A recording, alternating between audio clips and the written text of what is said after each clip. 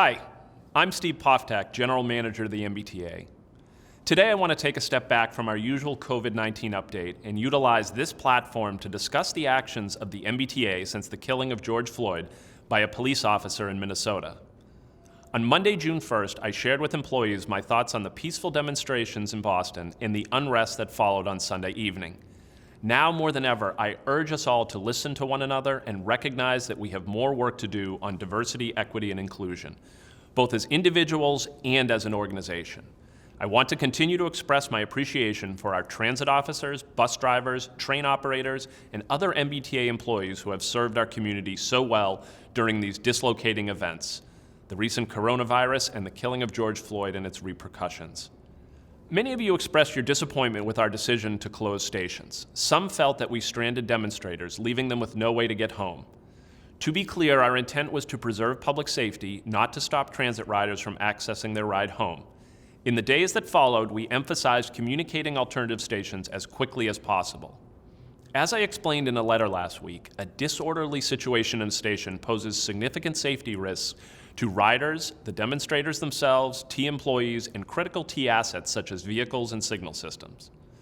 An accident, a deliberate act, or trespassing poses a significant risk of an incident, including contact with the third rail, the potential to be struck by a moving vehicle, injury to another rider or employee, and a risk to our employees and customers in the form of secondary trauma due to the injuries caused and/or witnessed. What separated last week's demonstrations from other large gatherings was the spontaneous and dynamic nature of events occurring around the city. Typically, we have days and weeks to prepare operational plans to accommodate large gatherings, such as parades, but we did not have that option last week. Could we have managed this better? Of course, we can always improve, and that's something we are looking at now so we can be better prepared in the future. Others question the use of MBTA buses to transport local and state police to demonstration areas. As is our practice, the T responded to requests for aid by local and state police, a common practice during large public gatherings. But as we know, the demonstrations were not simply large gatherings, they were protests against discrimination and police misconduct. The FMCB weighed in on this, and at their direction, the MBTA will no longer transport police on this occasion. Many of you have asked, where does the MBTA stand on the issue of racism, the structural and systemic oppression of Black, Indigenous, and people of color? I denounce racism. There is no place for racism or discrimination at the MBTA or anywhere else. But I also acknowledge we have work to do to better demonstrate this fact. I am seeking guidance. I'm expanding my circle to hear from more of the workforce. I'm listening to my senior leadership team, as well as community leaders. I'm also planning to bring in outside expertise to help guide our discussions and help to develop a plan for the path forward in consultation with the Office of Diversity and Civil Rights. I will have more to say on that in the future with input from many of you. Today, I've invited Transit Police Chief Ken Green to join me and share his thoughts on last week's demonstrations and the killing of George Floyd. Welcome, Chief Green. Good morning, Steve, and thank you for having me. Can you tell us about yourself? How long have you been in law enforcement? My name's Ken Green. I'm a proud product of American Park Projects in Lynn. And anybody in the listening audience that's ever grown up in a project knows what that entails, so I don't have to go into details. I graduated from Lynn Classical High School.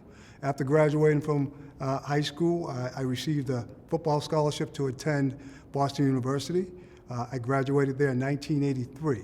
Shortly thereafter, I entered a police academy and started my law enforcement career.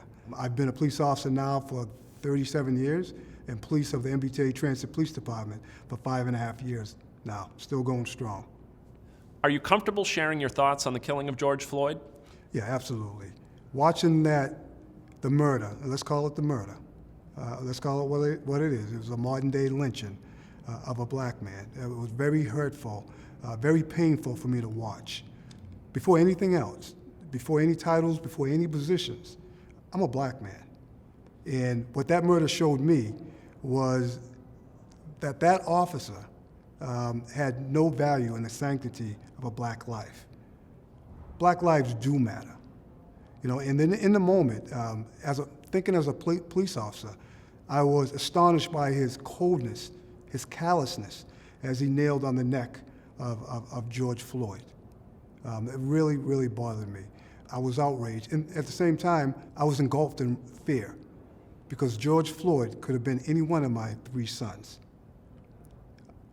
I'm shocked that in 2020, that after all we've been through with the murders of Michael Brown, Tamir Rice, Laquan McDonald, and that list goes on and on and on, it's still happening at the hands of police officers that wear the same uniforms that I wear, that took the same oath of office and same vows as I took, and that was to protect and serve the citizens of their communities. I'm just astonished that this still goes on, that the killing of unarmed black men and women and children at the hands of police officers is still going on. Chief, I really want to thank you for that very personal and very powerful testimony. I also wanted to ask you some questions on other topics. How important is community policing? Community policing is very important. We base our crime reduction strategies on the principles of community policing. You can't go anywhere within the city without seeing an MBTA station or buses. We're part of the fabric of the city. We want to know what's going on around our stations as well. So therefore, we go to community meetings. I go to community meetings. Superintendent Sullivan goes to community meetings. Deputy Superintendent Horton goes to community meetings.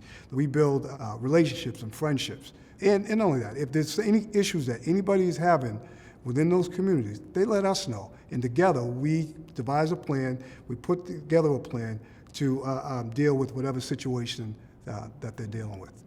Thank you, Chief. I think I speak for all of us that we appreciate your openness and candor today.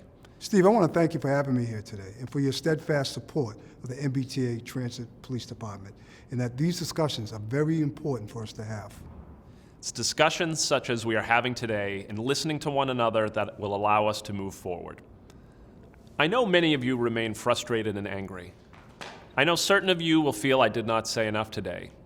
Admittedly, I do not have all the answers, but I am prepared to work with you to make the MBTA a more responsive, diverse, and equitable public transit system.